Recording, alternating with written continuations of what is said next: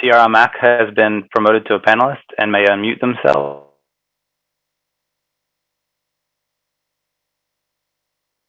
Sorry, is that me? Tiara? Hi, my name is Tiara Mack, and I'm the Senator-elect for Rhode Island Senate District 6, which represents portions of Providence. And I want to first start by saying that a lot of the conversation that we've had tonight has really taken away from the real issue at hand, that the police department is, in Providence, is preventing, for whatever reason, this board from releasing the video of the incident that happened.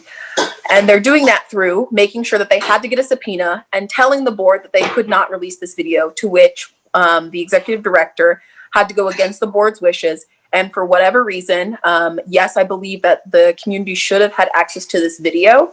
Even if it was legal or right, we should not let what is legal get in the way of what is just and what is right. But I don't think we need to vilify a board that was following rules put in place by the Providence Police Department.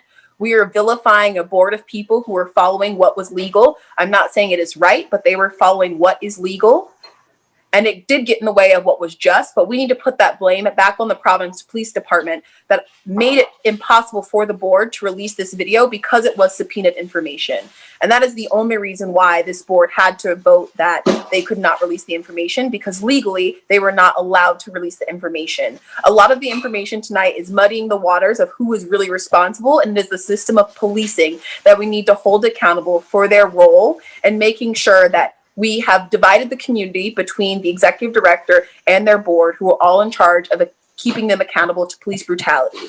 At no point are we holding the Providence Police Department accountable for the way that they are playing their cards and making sure that this board is now seen as a divisive force, and we're putting the blame on board members or the executive director and never pointing the finger back to where it really belongs, which is the Providence Police Department, who did not allow for that video to be public information because it had to be released through a subpoena, which legally they could not release. And I'm glad that legality did not get in the way of justice in this instance, because we did have the executive director who did release that video despite what was legal, but what was just. But I would like to urge us not to think about pitting ourselves against board members that need to be released and the executive director that need to be released, but learning ways that we can work within the system that exists and work against that system and continue to push against the Providence Police Department and make each and every one of their videos and instances of police brutality public information without subpoenas and without this horse and pony show of vilifying